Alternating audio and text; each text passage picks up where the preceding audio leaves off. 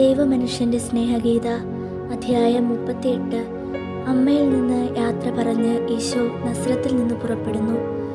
ഈശോ ഭക്ഷണം കഴിച്ചുകൊണ്ടിരിക്കുകയാണ്.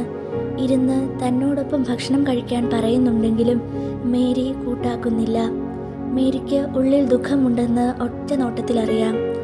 അത് മറയ്ക്കാൻ അവൾ ഓരോന്ന് ചെയ്തുകൊണ്ടിരിക്കുകയാണ്. മെല്ലെയാണ് ഈശോ ഭക്ഷണം കഴിക്കുന്നത്, അമ്മയെ തൃപ്തിപ്പെടുത്താൻ മാത്രം. മേരിയുടെ കണ്ണുകൾ നിറഞ്ഞിരിക്കുന്നത് കണ്ട് ഈശോ തല കുനിച്ച് അവളെ സ്വൈര്യമായി കരയാൻ വിടുന്നു. മേരി അടുക്കളത്തോട്ടത്തിൻ്റെ അങ്ങേയറ്റമുള്ള ചെറിയൊരു കലവറയിലേക്ക് പോയി. വേണ്ടത്ര ആഹാരം സഞ്ചിയിലുണ്ടെന്ന് പറഞ്ഞെങ്കിലും ഉണങ്ങിയ കുറേ ആപ്പിൾ എടുത്ത് സഞ്ചിയിലിടുന്നു. ഒരു റൊട്ടിയും ഒരു കഷ്ണം ചീസും സഞ്ചിയിലിട്ടു. ഇടയ്ക്ക് മേരിയെ കാണുന്നില്ല. ഈശോ ഇടത് കൈമുട്ട് മേശയിലൂന്നി നെറ്റിക്ക് കൈകൊടുത്ത് ചിന്താമഗ്നനായിരിക്കുന്നു. ഈശോ എഴുന്നേറ്റ് കാതോർത്ത് വീടിൻ്റെ വലതുവശത്തേക്ക് പോകുന്നു. പണിപ്പുരയിലെ ബെഞ്ചിൽ മേരി കുനിഞ്ഞു കിടന്ന് കരയുകയാണ്. നിശബ്ദനായി ഈശോ പ്രവേശിക്കുന്നു. കുനിഞ്ഞു കിടക്കുന്ന അവളുടെ തലയിൽ കൈവച്ച് അമ്മേ എന്ന് വിളിക്കുന്നു.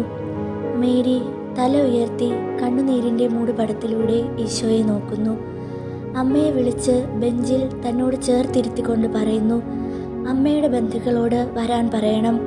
ഇവിടെ തനിയെ താമസിക്കേണ്ട. എൻ്റെ ദൗത്യം തുടരാൻ സമാധാനം ആവശ്യമാണെന്ന് അമ്മയ്ക്കറിയാമല്ലോ. എൻ്റെ സ്നേഹത്തിന് കുറവുണ്ടാവുകയില്ല. ഞാൻ കൂടെ കൂടെ അമ്മയെ വന്ന് കാണാം. ഈ നാഴിക വരേണ്ടത് തന്നെയായിരുന്നു. മാലാഖ അമ്മയ്ക്ക് പ്രത്യക്ഷപ്പെട്ടപ്പോൾ ഈ നാഴിക തുടങ്ങി. ആ മണി ഇപ്പോൾ അടിക്കുകയാണ്. നാം ഈ നാഴികയെ അതിജീവിക്കണം. വിജയിക്കണ്ടേ? പരീക്ഷണത്തെ ജയിച്ചു കഴിയുമ്പോൾ നമുക്ക് സമാധാനവും സന്തോഷവും ഉണ്ടാകും. ആദ്യം നമ്മുടെ പൂർവികർ ചെയ്തതുപോലെ നാം മരുഭൂമി കടക്കണം. അതിനുശേഷമേ വാഗ്ദത്ത ഭൂമിയിൽ പ്രവേശിക്കാനാവൂ.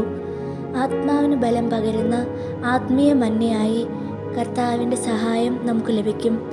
നമുക്കൊന്നിച്ച് സ്വർഗസ്ഥനായ പിതാവെ ചൊല്ലാം. ഈശോ കൈ ഉയർത്തിപ്പിടിച്ച് പ്രാർത്ഥിക്കുന്നു. അമ്മ കൈ കൂപ്പി നിന്ന് പ്രാർത്ഥിക്കുന്നു. അവർ വീടിനകത്തേക്ക് മടങ്ങി വന്നു. ഈശോ യാത്രയ്ക്കുള്ള പുറപ്പാടാണ്. തൻ്റെ നീല അങ്കിയെടുത്ത് തോളിലിട്ടു. തല മൂടുന്ന വസ്ത്രം തലയിലേക്ക് വലിച്ചിട്ടു. കൈ തട്ടാത്ത വിധം സഞ്ചി പുറകിൽ കെട്ടിവെച്ചു. മേലങ്കിയും ശിരോവസ്ത്രവും നേരെയാക്കാനെന്ന വണ്ണം മേരി കുറേ സമയമെടുക്കുന്നു. മകനെ സ്നേഹപൂർവ്വം തലോടുന്നുമുണ്ട്. അനുഗ്രഹിക്കാൻ കൈകൾ ഉയർത്തിയിട്ട് ഈശോ വാതിൽക്കലേക്ക് നടക്കുന്നു. വാതിൽ തുറന്ന് അവിടെ വെച്ച് ഒരിക്കൽ കൂടി അവർ പരസ്പരം ചുംബിക്കുന്നു. വഴിയിൽ ആരുമില്ല. എല്ലാം നിശബ്ദമാണ്. നിലാവിൽ വഴി തെളിഞ്ഞു കാണാം. ഈശോ നടന്നകലുന്നു. 2 പ്രാവശ്യം അമ്മയെ തിരിഞ്ഞു നോക്കുന്നു. മേരി കതകിൽ ചാരി നിന്ന് കരയുകയാണ്. ഈശോ പാതയുടെ വളവിൽ മറയുന്നു. ഗാഗുൽത്തായിൽ അവസാനിക്കുന്ന സുവിശേഷ പ്രഘോഷണ യാത്ര ഈശോ തുടങ്ങുന്നതേ ഉള്ളൂ. ഗാഗുൽത്തായിലേക്കുള്ള യാത്ര അമ്മയും ആരംഭിച്ചു കഴിഞ്ഞു. വീരചരമം വരിക്കാൻ വിധിക്കപ്പെട്ടവർക്ക് ശക്തി പകരുന്നത് ഈശോയുടെ ചോരയും അമ്മയുടെ കണ്ണുനീരുമാണ്.